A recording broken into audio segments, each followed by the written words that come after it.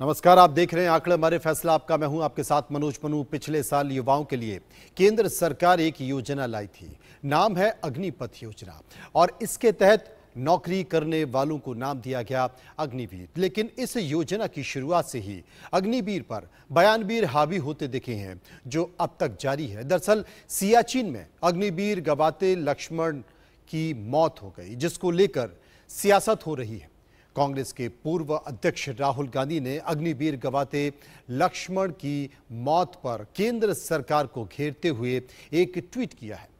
कांग्रेस और विरोधी दल प्रधानमंत्री मोदी की अग्निवीर योजना को लेकर पहले ही सवाल उठाते रहे हैं, लेकिन अब राहुल गांधी ने अग्निवीर अजय लक्ष्मण के सियाचिन में निधन के बाद ऐसा बयान दिया है, जिस पर वो खुद ही घिर गए हैं। आपको बता दें कि अग्निवीर गवाते लक्ष्मण ने सियाचिन में ड्यूटी के दौरान अपनी जान कुर्बान कर दी है। सेना ने इस पर शोक व्यक्त करते हुए राहुल गांधी ने सोशल मीडिया पर ऐसी टिप्पणी कर दी है, जिसके बाद वो खुद ही सवालों के घेरे में आ गए हैं। बिना तथ्यों के जांच परख किए राहुल गांधी ने अग्निवीर गवाते लक्ष्मण के परिवार को मरणोपरांत मिलने वाले सहयोग और आर्थिक मदद को लेकर टिप्पणी कर दी है। उन्होंने क्या कहा है, पहले आप ये देखिए। राहुल गांधी कहते हैं कि सियाचिन में अग्निवीर गवाते अक्षय लक्ष्मण की शहादत का समाचार बहुत दुखद है। उनके परिवार को मेरी गहरी संवेदनाएं। एक युवा देश के लिए शहीद हो गया। सेवा के समय न ग्रेच्युटी, न अन्य सैन्य सुविधाएं, और शहादत में परिवार को पेंशन तक नहीं। अग्निवीर भारत के वीरों के अपमान की एक योजना है। यह सोशल मीडिया के एक्स प्लेटफॉर्म पर राहुल गांधी ने अपनी बात कही है। बीजेपी ने अग्निवीर गवाते अक्षय लक्ष्मण की मौत पर कांग्रेस नेता राहुल गांधी के आरोपों को सिरे से खारिज किया है। बीजेपी नेता अमी मालवीय ने अग्निवीर की मौत पर कांग्रेस नेता राहुल गांधी के आरोपों को बिल्कुल बेबुनियाद और गैर जिम्मेदाराना बताया। उन्होंने कहा कि अग्निवीर गवाते अक्षय लक्ष्मण ने सेना के दौरान अपने प्राण गंवाए हैं, और इसलिए वह ड्यूटी के दौरान जान गंवाने वाले सैनिकों के रूप में परिलाभ पाने के हकदार हैं, और उसका विवरण भी देने की कोशिश की गई है। अब चूंकि एक बहस का मुद्दा है, पूरे देश में इस बात को लेकर बहस हो रही है, इसलिए इंडिया न्यूज जनता की नब्ज को जानने के लिए पब्लिक के पास पहुंचा, जनता के पास पहुंचा, और हमने इस मुद्दे को एक सर्वे कराया। सर्वे में कम से कम देश के लोगों की नब्ज जानने की कोशिश की कि इस योजना को वो किस तरीके से देखते हैं, इस शहादत को वो किस तरीके से देखते हैं। कुछ सवाल हमने सर्वे में पूछे हैं। कांग्रेस नेता राहुल गांधी ने अग्निवीर की शहादत पर मदद राशि को लेकर सवाल उठाया है। ये पहला सवाल हमने लोगों से पूछा, आपकी राय। तथ्यहीन बयान 13.00%, सियासी प्रोपेगेंडा 26.82%, सेना का अपमान 40.65%, कह नहीं सकते या फिर पता नहीं है 19.53%। दूसरा सवाल जो सर्वे का था वो हमने देश के लोगों के सामने रखा। वो सवाल था कि देश के लिए जान कुर्बान करने वाले अग्निवीरों को चुनावी मुद्दा बनाने की कोशिश हो रही है। आपकी राय इस पर क्या है? चुनावी मुद्दा बनाना गलत 64.22% लोगों ने माना। देश विरोधी हरकत 8.13% लोगों ने माना। चर्चा होनी चाहिए 24.39% लोगों ने माना, और सिर्फ 3.26% लोग ऐसे थे जो कह रहे थे कि इस पर हम कुछ नहीं कह सकते। चर्चा कर लेते हैं। कुछ और भी सवाल हमने पूछे हैं, लेकिन वो आपके सामने बाद में आएंगे। इस पर हम चर्चा कर लेते हैं, चर्चा जरूरी है। जेकेएस परिहार साहब हमारे साथ मौजूद हैं। मेजर जनरल हैं, रिटायर्ड डिफेंस एक्सपर्ट हैं। नीरज राजपूत हैं, डिफेंस जर्नलिस्ट हैं, वो हमारे साथ मौजूद हैं। हम समझने की कोशिश करेंगे। सबसे पहले मैं परिहार साहब के पास पहुंचूंगा। परिहार साहब, बहुत आगे नहीं जाते, कुछ घंटे पहले की बात है। आपने देखा है कि किस तरह से फिलिस्तीन और इजराइल में युद्ध है, तनातनी, और हम देख रहे हैं कि पूरे विश्व से तमाम इजरायली अपने वतन वापस लौट रहे हैं। ये सोचते हुए बहुत बड़ी बड़ी कंपनियों में वो सब जॉब कर रहे हैं, अच्छी तरीके से सेटल्ड हैं, वो अपनी नौकरियां छोड़कर अपने वतन वापस पहुंच रहे हैं, क्योंकि उनको अपने वतन के लिए लड़ाई लड़नी है, उनको अपने वतन की रक्षा करनी है, ये जाने बिना कि उनके परिवार का क्या होगा, ये जाने बिना कि उन्हें इससे हासिल क्या होगा, ये जाने बिना कि जो अच्छी खासी कंपनी की जॉब है जिसे छोड़कर वो अपने वतन वापस लौट रहे हैं, वो उन्हें मिलेंगी या नहीं मिलेंगी। पूरा देश एक लाइन पर है और वो देश है इजराइल। इजराइल का झंडा, उसकी रक्षा करना, उसके हक के लिए लड़ना। और हमारे देश में एक योजना को लेकर सवाल उठाए जा रहे हैं, एक शहादत को लेकर ये सवाल उठाए जा रहे हैं, क्या मानते हैं? जहां तक शहादत का सवाल है, सेना में हर जवान, चाहे वो अग्निवीर रहा हो, जवान हो, अधिकारी हो, अगर शहादत होती है तो पूरी सेना उसको पूरा सम्मान देती है और वो सम्मान अग्निवीर को मिलेगा और मिल रहा है। मुझे श्रद्धा सुमन उस पर अर्पित करता हूँ, सैल्यूट करता हूँ इस बहादुर अग्निवीर पे कि उसने जो है देश की रक्षा के लिए सियाचिन ग्लेशियर में अपनी जो है जान कुर्बान की। रहा सवाल पॉलिटिकल, उसमें तो मैं हमेशा पिछले साल भी आपके चैनल दूसरे पे बोला है कि हमें जो है किसी भी चीज को पॉलिटिकल रंग रूप जो है वो देना नहीं चाहिए, ये बहुत गलत है। और खास करके सेना के लिए अगर कोई भी, चाहे वो पक्ष हो या विपक्ष हो, अगर राजनीति उसमें आती है और उसका राजनीतिकरण की कोशिश होती है तो मैं उसकी कड़े शब्दों में निंदा करता हूं, चाहे कोई भी क्यों ना हो। कोई भी स्कीम जब लागू होती है तो उसमें अच्छाइयां भी होती हैं और उसमें कुछ खामियां भी होती हैं। जैसे मैंने पिछली बार भी कहा था कि इसमें समीक्षा की गुंजाइश है और आगे चल के मैं समझता हूं सरकार जो भी समस्याएं आती हैं उसके ऊपर जरूर ध्यान दे। मैं 2 मिनट लूंगा कि अग्निवीर जो दिया गया है उसमें बेसिकली सरकार के सामने 2 ही उद्देश्य थे। एक की सेना में जवानों की उम्र जो है वो कम की जाए ताकि उसको चुस्त दुरुस्त रखा जाए। दूसरा जो था कि पेंशन जो है उसका लोड बढ़ रहा है तो हम उसको कैसे कम करते हैं। तो ये इस तरह की स्कीम में आया है। पर एक सैन्य अधिकारियों का और जो दूसरा पक्ष होता है उसमें यह है कि 4 साल का टोटल टेन्योर है, उसमें 6 महीने की ट्रेनिंग के बाद में वो अग्निवीर उसमें शामिल होता है और एक सैनिक को परिपक्व होने में अच्छे खासे जो समस्याओं को मानसिक रूप से और तकनीकी रूप से करने के लिए उसको कुछ समय की जरूरत पड़ती है। तो ये एक सवाल सेना की तरफ से उठा था। रहा सवाल जो ग्रेच्युटी और जो सारे बेनिफिट्स दिए गए हैं वो बिल्कुल उसी तरह से हैं जैसा कि हमारे अग्निवीर स्कीम को जब लागू किया गया है उसमें जो जो पॉइंट्स दिए गए हैं उसी के आधार पे किया है। और इसमें सेना की तरफ से और केंद्र की तरफ से इसमें कोई उसमें वो दो राय या किसी तरह की वो नहीं हुई है कि वो उसमें ग्रेच्युटी दे रहे हैं। इस पीरियड का उसका 4 साल का उसको जो है पैसा भी उसकी फैमिली को मिलेगा, मेडिकल उसके होंगे, ये सब इसके बहुत अच्छे पहलू हैं। अब इसके दूसरे पहलू जो आते हैं जो कि चिंता एज एक सैनिक अधिकारी भूतपूर्व की तरह से मेरे दिल में रहती है और दूसरे जो जवान होते हैं उनके भी रहती है कि ये जो 4 साल के लिए आता है 17 से 21 साल, 4 साल बाद ये बाहर होना है क्योंकि इसमें से सिर्फ 25% को ही रेगुलर आर्मी में लिया जाएगा। और ये तब तक ये जवान भी नहीं रहते, इनको अग्निवीर अलग से बताया गया है। यानी ये सेना में रहते हुए भी सैनिक की जो वो होती है उससे इनका थोड़ा अलग ही इसमें स्टेटस रखा गया है। अब जब ये दोबारा 75% बाहर हो जाएंगे, सिर्फ 25% री एंट्री होगी, वो रेगुलर कंटिन्यूटी नहीं होगी, तो उनको 4 साल की ओवरऑल सर्विस में उनको उसमें नुकसान होगा, प्रमोशन में और सब उनमें जाए। ये एक बड़ा तकनीकी पहलू इसमें आता है। बड़े सारे तकनीकी पहलू हैं, आपने ठीक कहा, मैं आपकी बात को मानता हूं। नीरज राजपूत हमारे पास दीजिए, फिर उसके बाद में आप उसको कवर कर सकते हैं। जी जी। अभी जो इसमें सबसे बड़ा जो पॉइंट ये होता है कि 4 साल के टेन्योर तक का पैसा उनको मिलेगा।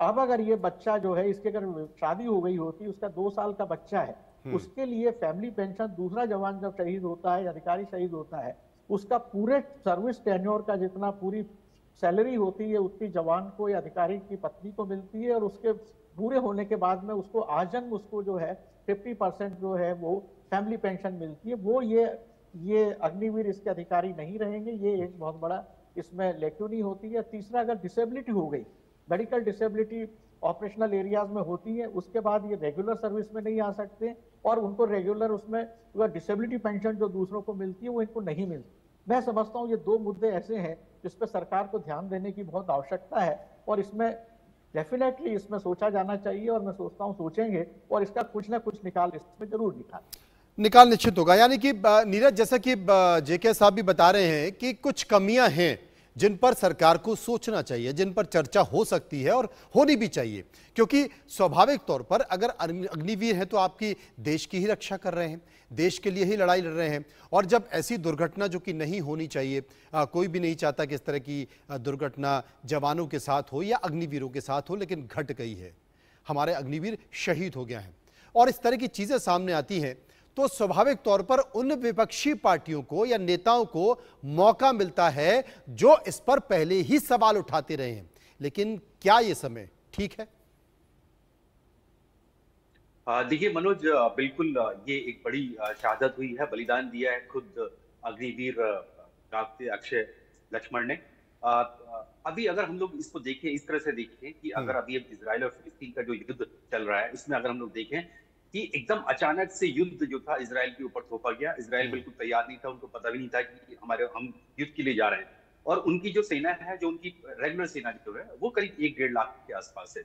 लेकिन जब उन्हें पता चला कि हमारी जो हमें युद्ध में जाना है, बेंजामिन नेतन्याहू ने कहा, तो उन्होंने तुरंत जो था अपनी जितने भी सिटीजन थे, क्योंकि उनके यहाँ परमानेंट जो सभी जितने भी नागरिक होते हैं, उन सभी को, चाहे वो युवा हो या युवतियां हो, थोड़े से एग्जम्पशन के साथ, उन सबको परमानेंट मिलिट्री में जाना पड़ता है, मिलिट्री ट्रेनिंग लेनी पड़ती है, 2 साल की उनको सर्विस देनी पड़ती है।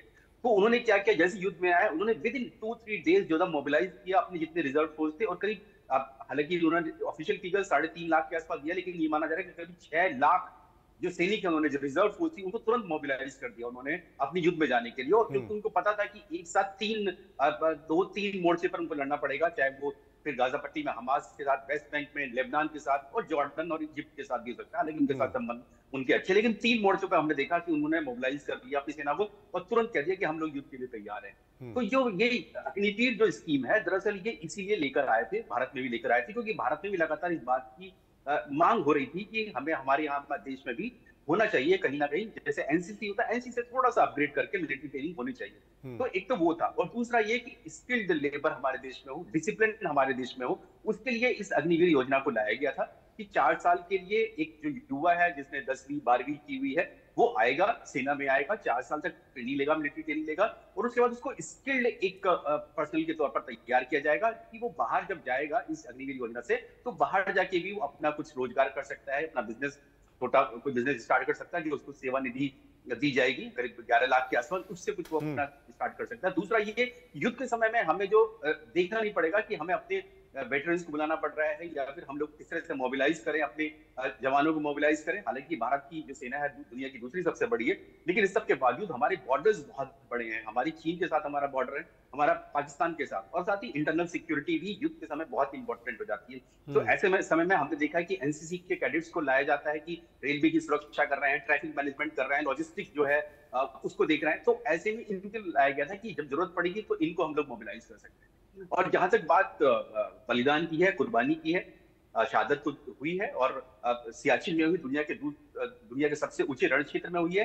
तो जो बैटल कैजुअल्टी है, जो फंड है, उनको पूरा दिया गया है। हालांकि मैं बता दूं मनोज की किसी भी सैनिक की शहादत को किसी रुपए पैसे में तोला नहीं जा सकता है। बहुत कम है किसी भी सैनिक ने अगर ऑपरेशन ड्यूटी में है, उसने बॉर्डर पर, सीमा पर, यहाँ तो सियाचिन में उन्होंने बलिदान दिया है, सुप्रीम सैक्रिफाइस दिया है, देश के लिए दिया है, तो उससे कोई कंपैरिजन नहीं किया जा सकता। लेकिन फिर भी एक परिवार के लिए इस तरह की जो इकोनॉमिकल बेनिफिट्स हैं, वो उनको देने से थोड़ा सा उनको ऐसा लगता है कि हाँ, हमारे पास कुछ है, हमारा बेटा चला गया, आपने ठीक कहा। मतलब जो बात परियार साहब कर रहे हैं, उसी बात को नीरज भी आगे बढ़ा रहे हैं, और उसी से जुड़ा हुआ, उसी से लगा हुआ हमारे अगले सवाल भी हैं जो हमने जनता से पूछे हैं।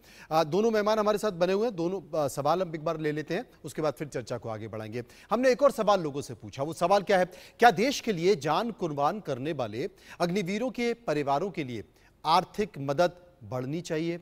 हाँ कहने वाले लोगों की राय 58.18%, ना कहने वाले लोगों की राय 0.00% और कह नहीं सकते मात्र 1.82%। एक और सवाल हमने, चौथा सवाल लोगों से पूछा, प्रधानमंत्री नरेंद्र मोदी ने सेना में अग्निवीर योजना की शुरुआत की है, इसे लेकर आप क्या सोचते हैं? देश के लिए फायदेमंद है 44.71%, आतंकवाद से जंग में मददगार है 3.25%। राष्ट्रवाद की भावना बढ़ेगी 24.39%। ज्यादा फर्क नहीं पड़ेगा 16.26%। और कह नहीं सकते 11.39%। मतलब ज्यादातर लोग ये मान रहे थे कि हां, उनकी आर्थिक मदद बढ़नी चाहिए। और परियार साहब, आप जिस बात का जिक्र कर रहे थे कि देश में चाहे वो किसी भी विभाग की योजना हो, किसी भी तरह की योजना हो, वो अच्छी भी हो सकती है, उनमें कुछ कमियां भी हो सकती हैं, उसमें चर्चा की जा सकती है, उनमें सुधार किया जा सकता है। लेकिन ऐसे मौके पर जब शहादत हो गई, थोड़ा सा अगर सवाल उठाया जाए ठीक मौके पर, तो ऐसा लगता है कि आप मौके का फायदा उठा रहे हैं। यानी गुंजाइश है, सुधारी जानी चाहिए। बतौर डिफेंस एक्सपर्ट परियार साहब भी इस बात को मान रहे हैं, लेकिन मौके का फायदा मत उठाइए, खासकर राजनीतिक तौर पर। परियार साहब। जी, आपने बिल्कुल ठीक कहा है। और इसमें जो, जैसा मैं बार बार दो चीजों को रिपीट कर रहा हूं कि इसमें जो, अगर इनकी शादी हो जाती है, बच्चा है, उसका क्या होगा, मेरी सबसे बड़ी चिंता वही है। ये जो लमसम पैसा जो आप 30 लाख 40 लाख वो आज फैमिली में बढ़ जाएगा, और उसके आगे भविष्य उसका जो है, परिवार का बहुत ही, उस बच्चे का, उसकी पत्नी का बहुत ज्यादा वो उसमें किधर जाएगा, वो एक समस्या है। दूसरी बात देखिए आप, इसमें ये आदमी अग्निवीर वहीं सियाचिन ग्लेशियर में काम कर रहा है, आप उसको जो है वो वहाँ का हाई एल्टीट्यूड अलाउंस और एडवर्स वाला तो दे रहे हैं, पर मिलिट्री सर्विस पे आप उसको वहां नहीं दे रहे हैं। उसको डेरेंस अलाउंस, महंगाई भत्ता वगैरह सरकार के जो दूसरे कर्मचारियों को मिलता है वो इनको नहीं मिलेगा। ये एक बहुत बड़ा वो है। उनको आप सोल्जर का स्टेटस नहीं मिल रहा है। बाहर निकलने के बाद में आप उनको health scheme, CSD canteen, ECHS, कोई बेनिफिट नहीं है उनका। आपने कारपोरेट जैसा कि good bye shake hand type का हो गया है। तो मैं समझता हूँ इससे जो है वो जो अग्निवीर है उसका मोरल भी डाउन होता है अगर वो तीसरे चौथे साल में पहुंचता है। तीसरी बात मैं कहना चाहूंगा कि इजराइल और भारत की समस्याएं बिल्कुल अलग हैं। हमारे यहाँ जो बॉर्डर्स हैं वो बहुत लंबी और होस्टाइल बॉर्डर्स है टेरेन की वजह से। हाई एल्टीट्यूड ग्लेशियर का में -50 टेम्परेचर में तेज हवाओं के बीच में चलते हैं, तो जितनी कैजुअलिटीज वहां पर जो है गोलियों से होती है, उससे ज्यादा कैजुअलिटीज वहां पर हाई एल्टीट्यूड पल्मोनरी एडिमा या चिल ब्लेनी और इस तरह की बीमारियों से होती है। हम सब लोग उस इलाकों में सर्व कर चुके हैं और ये देखा है कि psychiatric disorder, high altitude pulmonary oedema और पैरों और उसमें वेस्कुलर प्रॉब्लम से बहुत ज्यादा होती है। उसमें जो डिसेबिलिटी, अगर कोई शहीद नहीं हुआ है, जो डिसेबिलिटी हो गई है, उस डिसेबिलिटी की उसको परसेंटेज पेंशन सिर्फ 4 साल के पीरियड की मिलेगी, लाइफ लॉन्ग नहीं मिलेगी। अब वो ऐसी हालत में हो गया है कि वो कोई दूसरा रेगुलर जॉब भी नहीं ले सकता। तीसरी बात, अग्निवीर स्कीम को बनाते वक्त में सरकार का पॉइंट ये था कि हम जो है सेना में जवानों की उम्र जो है वो कम करना चाहते हैं कि चुस्त दुरुस्त रहे। तो अगर आप उनको कॉल बैक कर रहे हैं तो वो तो उसमें काफी एजेड होके आएंगे, तो वो उस तरह के होस्टाइल ऑपरेशनल कंडीशंस में उनकी सब सक्सेसफुल सोल्जर की तरह काम करने में काफी परेशानियां होंगी। मैं समझता हूँ मिलिट्री सर्विस पे इनको मिलना चाहिए, डेरेंस अलाउंस मिलना चाहिए। और अगर कोई शहीद होता है और वो अगर वो शादीशुदा है तो उसकी पत्नी की और बच्चे की देखभाल की जिम्मेदारी सरकार को लेनी ही चाहिए। ये मेरा सबसे बड़ा पॉइंट है। उनको आप मेडिकल फैसिलिटीज दीजिए, कैंटीन दीजिए, उनको एक पार्ट ट्रीट करिए अगर वो शहीद हुए हैं। तो ये एक सोचने वाली बात है। हर स्कीम अच्छी होती है, कुछ कमियां होती हैं, आप उनको देख रहे हैं। मैंने ये पहले भी रेस किए थे, अब ये सिचुएशन आई है, इसको सरकार मैं समझता हूँ इस पर ध्यान देगी। आर्मी चीफ और डिफेंस मिनिस्टर इस पर ध्यान करेंगे, इस पर ध्यान देंगे, क्योंकि इस घटना के बाद फिर से चर्चा इस योजना पर होने लगी है। जी नीरज, आप क्या मानते हैं? बिल्कुल, इस पर कोई दो राय नहीं है कि उनको बेनिफिट्स और मिल सकते हैं और मिलने चाहिए उनको। बिल्कुल ठीक कहा कि अगर उनकी जो शहादत हुई है वो दुनिया के सबसे ऊंचे रण क्षेत्र में हुई है, सियाचिन में हुई, सुपर हाई एल्टीट्यूड एरिया है, वहां पर 14,000 फीट से ऊंचाई वाला एरिया है। वहां पर अपनी मुश्किलात हैं, क्योंकि सियाचिन को माना जाता है कि हमेशा, हालांकि अब वहां सीज फायर वायलेशन नहीं होता है, लेकिन वो ऑपरेशनल एरिया माना जाता है वहां पर। और वहां पर जिस भी सैनिक की किसी भी वजह से अगर मृत्यु होती है तो उसको बैटल कैजुअल्टी माना जाता है। तो इसलिए उनको जरूर बेनिफिट्स जो है हम लोग बढ़ा सकते हैं। और इस तरह की घटना सामने जब आती है तो बिल्कुल ऐसा लगता है कि शायद परिवार के लिए और कुछ सरकार की तरफ से कदम उठाए जाने चाहिए। परियार साहब, एक बात मैं जानना चाहता हूं, क्योंकि आप डिफेंस में रहे हैं और चूंकि अग्निवीर योजना बनी है तो स्वाभाविक तौर पर कई सारे डिफेंस एक्सपर्ट ने इस पर अपनी राय दी होगी, सरकार ने उनसे कई सारी राय मांगी होगी, कई राउंड की बैठक हुई होगी। बावजूद इसके जिन खामियों का जिक्र आप कर रहे हैं इस योजना को लेकर, वो बड़ी खामी है और उन पर विचार होना चाहिए, बावजूद क्यों नहीं हो पाए, सबसे बड़ा सवाल है।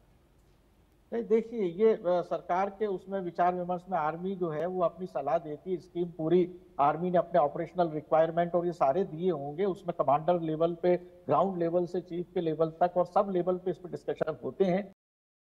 और सजेशंस दिए जाते हैं। पर ब्यूरोक्रेसी में कई दूसरे फैक्टर्स भी होते हैं, फाइनेंस का होता है, ब्यूरोक्रेटिक इश्यूज होते हैं, वो दूसरों से इनको एक पार करते हैं। तीसरा, वो जो दूसरे देशों के कॉन्ट्रेक्चुअल सोल्जर्स हैं, जैसे रशिया के सोल्जर्स हुए, यूरोपियन कंट्रीज के हुए, अमेरिका के हुए, उससे उसको कंपेयर करते हैं। वहां पर क्या होता है कि आदमी आर्मी में आने वाले लोग मिलते नहीं है, उनकी जिस तरह का उनका आर्थिक कंडीशन से उनको अनएम्प्लॉयमेंट, बाकी उसमें उनको ये मिलते हैं, भत्ते मिलते हैं, तो वो वहां पर जो जाते हैं वो 25 साल 30 साल के उसमें जाते हैं, 3 साल काम करके आए। हमारे यहाँ रूरल एरिया में, खास करके नॉर्थ इंडिया में, सेना जो है वो देशभक्ति के साथ में एक परिवार को सपोर्ट का भी होता है। छोटी खेती है, छोटे अनएम्प्लॉयमेंट, उसमें एक परिवार को चलाने में भी उनको मुश्किल होती है। इसलिए सेना को उत्तराखंड, हिमाचल, हरियाणा, पंजाब, राजस्थान के उत्तरी इलाकों में एक देशभक्ति के साथ साथ उसको एक इज्जत का और आर्थिक रूप से भी जो एक संबल होता है उसके रूप में देखा जाता है। तो ये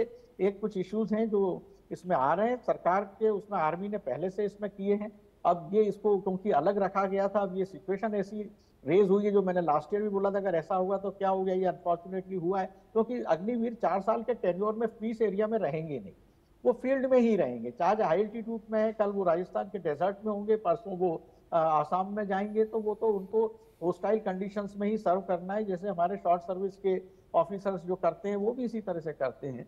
तो ये लगातार उसमें ये इस कंडीशंस में इनको अगर सर्व करना है तो उनका हक बनता है कि हम उनकी देखभाल जो आज दे रही है सरकार उससे ज्यादा करें। आपने को 30,000 और इसमें 33,000, 36,000 और 40,000 रुपए का आपने पैकेज दिया है। अब इसमें भी 1/3 जो है आप सेव कर रहे हैं, वो उनको बाद में मिलेगा। तो इसके हाथ में तो 21,000 आ रहा है, मिलिट्री सर्विस पे नहीं मिल रही है, क्यों सारों में आप एक्सपोज कर रहे हैं। तो फिर और 2 अलग अलग तरह के सोल्जर्स अगर होते हैं, एक को इतने बेनिफिट है, दूसरे को आप बिल्कुल नहीं दे रहे हैं, तो मैं समझता हूँ इसमें भी इनके मोराल में जो है वो हाई एल्टीट्यूड में हो चाहे कहीं भी हो, एक थोड़ा मतलब फर्क तो आता है।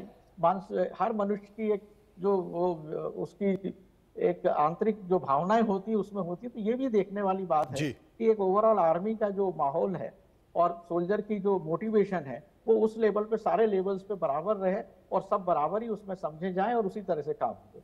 मैं समझता हूँ वही एक अच्छा एकमात्र उपाय है।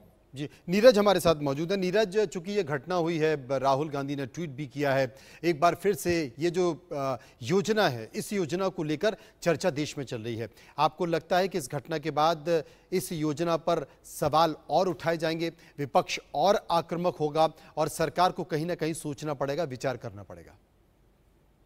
देखिए मनोज, ये जो स्कीम लाई गई थी बहुत सोच समझ कर लाई गई थी, क्योंकि करगिल रिव्यू कमेटी जो थी उसकी अपनी रिपोर्ट थी जिसमें कहा गया था कि जो भारतीय सेना थल सेना, वायुसेना, नौसेना तीनों, इनको थोड़ा सा हमें जो है इनकी उम्र थोड़ी कम करनी चाहिए, क्योंकि अभी उम्र ज्यादा है इसमें।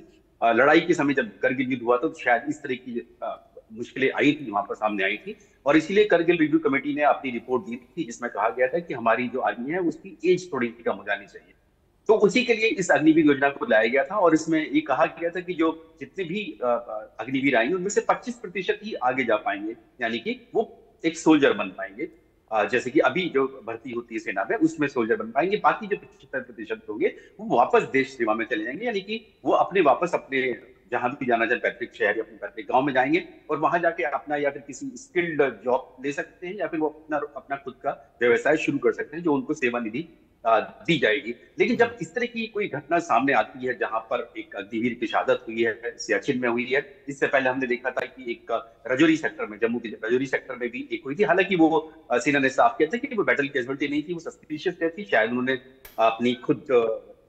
अपनी राइफल से उन्होंने गोली मारी थी, ऐसे जो शुरुआती इन्वेस्टिगेशन हुई थी उसमें ऐसा आया था, इसीलिए उनको बैटल कैजुअल्टी नहीं माना गया और उनको कोई जो जिस तरह का मान सम्मान एक वीर गति को प्राप्त हुए सैनिक को दिया जाता है वो नहीं दिया गया, उसको लेकर भी ऑब्जेक्शन हुआ था, लेकिन फिर वो सेना ने साफ किया कि इस वजह से नहीं मिला। बाकी जो अभी हम लोग देख रहे हैं दाप्ते अक्षय लक्ष्मण, उनको पूरा सैन्य सम्मान दिया गया है, उनके पार्थिव शरीर को, और पूरा उनको गार्ड ऑफ ऑनर लेह में दिया गया, जहां फायर एंड फ्यूरी कोर का हेडक्वार्टर है, जिसके अंतर्गत सियाचिन का पूरा रण क्षेत्र आता है, वहां दिया गया। और साथ ही उनको जितनी भी बेनिफिट्स, बैटल कैजुअल्टी होती है वो सब दिए जा रहे हैं। लेकिन बिल्कुल मैं मानता हूं कि अगर इस तरह की परिस्थिति आती है तो शायद सरकार को सोचना चाहिए, सेना को भी सोचना चाहिए कि हम लोग और अधिक क्या कर सकते हैं एक किसी भी अग्निवीर को अगर इस तरह की उसकी शहादत हो जाती है।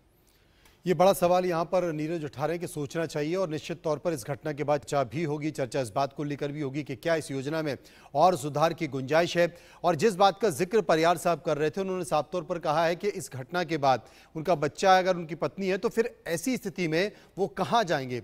आप एक राशि तो दे देते हैं, वो राशि परिवार में चली जाएगी, लेकिन एक लंबा जीवन, बच्चे का पढ़ाई है, लिखाई है, उसका भविष्य है, वो उसकी जिम्मेदारी कौन लेगा? क्योंकि कोई सपोर्ट सिस्टम ऐसा है नहीं है। और जिस उम्मीद और भरोसे के चलते वो अग्निवीर बन गया, अग्निवीर बनकर सीमाओं की रक्षा कर रहा है, तो ऐसे में इस कैजुअलिटी के बाद तमाम सारे सवाल जहन में उठते हैं। परियार साहब, आप मानते हैं कि इस घटना के बाद, चूंकि आपने कहा कई सारे डिफेंस एक्सपर्ट ने या सेना ने अपनी राय सरकार को दी होगी, लेकिन समाज में जो लोग हैं या आप जैसे रिटायर्ड लोग हैं, इस घटना के बाद उन्हें भी एक पहल करनी चाहिए। सरकार को इस बात के लिए अलख जगाना चाहिए कि आपको इस पर विचार करना चाहिए, इन तमाम चीज़ों, तमाम पहलुओं को ध्यान में रखते हुए। हम लोग अपने लेवल पे जहाँ with in the services group discussions वगैरह होते हैं उसमें करते हैं। अगर एक्स सर्विसमैन इसमें उठ के खड़े होते हैं और वो सरकार से इस बारे में सवाल करते हैं तो उनके ऊपर यही आक्षेप लगेगा कि वो विरोधी पार्टियों के उसमें हाथों में खेल रहे हैं। ये एक बड़ा अनफॉर्चुनेट अफेयर होता है। लेकिन परियार साहब, आजकल तो हमने देखा है, देखा है कि तमाम ऐसे इश्यूज, तमाम ऐसे विषय आ रहे हैं जिस पर एक लंबी फहरिस्त के ब्यूरोक्रेट्स इकट्ठा होते हैं और वो चिट्ठी लिखते हैं प्रधानमंत्री को। बहुत सारे लोग राज्यों के मुख्यमंत्रियों को चिट्ठी लिखते हैं कि साहब इतने आईएएस ने, इतने आईएपीएस ने चिट्ठी लिखी। वो चिट्ठियां पॉलिटिकल पार्टी लिखवाती है, मैं उनको ज्यादा वजन देता नहीं। लेकिन ये विषय तो योजना से जुड़ा हुआ है ना, ये विषय तो सेना से जुड़ा हुआ है, सेना में जो काम कर रहे हैं उन लोगों से जुड़ा हुआ है। बिल्कुल, तो हम तो ये बातें पहले से बोलते आ रहे हैं और आर्मी के वो लोग भी बोलते हैं, पर अल्टीमेट डिसीजन जो है वो रक्षा मंत्रालय को लेना होता है, ब्यूरोक्रेसी को और पॉलिटिकल लीडरशिप को लेना होता है। इनको डेफिनेटली इस पे करना पड़ेगा, क्योंकि ये स्कीम तभी सरवाइव करेगी जब आप इसमें जो लेक्यूने हैं, जो उसमें पिटफॉल्स है, उनको आप ठीक करिए। वही एक तरीका है, क्योंकि ये तो हो गया, ये अनफॉर्चुनेटली इस तरह की घटनाएं बढ़ेंगी, क्योंकि अग्निवीर लगातार 4 साल तक होस्टाइल कंडीशंस में काम करेगा। और अगर वो राजौरी की घटना हुई तो मानसिक तनाव भी तो एक कारण होता है, वो मैंने पहले ही बोला। सर्विस कंडीशंस में मानसिक तनाव को भी झेलना, वो भी एक टाइम लगता है उसको मैच्योर होने में, तो हमें वो भी देखना होता है, हर तरह से देखना होता है। तो ये जो टेंडर बच्चे जो आ रहे हैं और बाहर निकल के कारपोरेट सेटअप का जो रिक्वायरमेंट होती है, उनका अलग जो सेटअप होता है, नेशनल इंटीग्रेशन और लीडरशिप अलग होती है, तो उसमें एडजस्ट करने भी होती। सरकार को इनकी देखभाल करनी पड़ेगी, इनको दूसरे सर्विसेज वगैरह में, पैरामिलिट्री में, एजुकेशन में, उनमें इनको आपको एब्जॉर्ब करना बहुत जरूरी है। ये एक अच्छी स्कीम है, इसको इम्प्रूव करिए। मेरा कहना यह है कि इसको इम्प्रूव करना बहुत जरूरी है। जी, बहुत बहुत शुक्रिया करेंगे परियार साहब आपका, शुक्रिया नीरज का आपका भी करेंगे। आपने तमाम विषयों पर रखा और ये बताने की कोशिश की कि ये योजना है तो कैसी है, ये योजना है तो ये अच्छी है, इस योजना में कुछ कमियां हो सकती हैं, उसे सुधारा जा सकता है। क्योंकि जब इस तरह की तस्वीरें सामने आती है, जिस तरह की तस्वीरें इस वक्त आपके टीवी स्क्रीन पर दिखाई दे रहे हैं, एक अग्निवीर की शहादत की, उस तरह की तस्वीरों में तकलीफ होती है तब जब चिंता भविष्य की होती है, परिवार की होती है, नौनिहाल की होती है। और उन चिंताओं के मद्देनज़र फिर वही बातें निकल कर आती हैं जिन बातों का जिक्र खुद परियार साहब कर रहे थे, उन बातों का जिक्र नीरज कर रहे थे कि कुछ सुधार की गुंजाइश है, सुधार की गुंजाइश होनी चाहिए। इस वक्त आप जो 30 तस्वीरें देख रहे हैं, और ऐसे में जब सवाल उठने लगते हैं विपक्षी पार्टियां और राजनेता, चूंकि हर कोई मौके का फ़ायदा उठाता है और ख़ासकर तब जबकि चुनावी समय होता है, तो उनको भी लगता है कि ऐसे में जब चुनावी समय है, इस पर सवाल उठाया जाए, सरकार को गलत ठहराया जाए, सरकार की योजनाओं को गलत ठहराया जाए, तो सवाल उठते हैं। लेकिन उन सवालों को बेहतर तरीके से समझा जाए, देखा जाए, अगर कुछ गुंजाइश है, अगर कुछ कमियां हैं तो उनको सुधारा भी जा सकता है। लेकिन अग्निवीर योजना के तहत देश के जवान, खुद अग्निवीर को पसंद करने वाले लोग, योजना को पसंद करने वाले लोग, कई राज्यों में जब भर्तियां हुई तो युवाओं ने बढ़ चढ़कर हिस्सा लिया, उसमें शामिल हुए। लेकिन कुछ दुखद तस्वीरें भी सामने आई हैं जो इस वक्त आपके टीवी स्क्रीन में देख रहे हैं, जो कि नहीं आनी चाहिए। आगे बढ़ते हैं।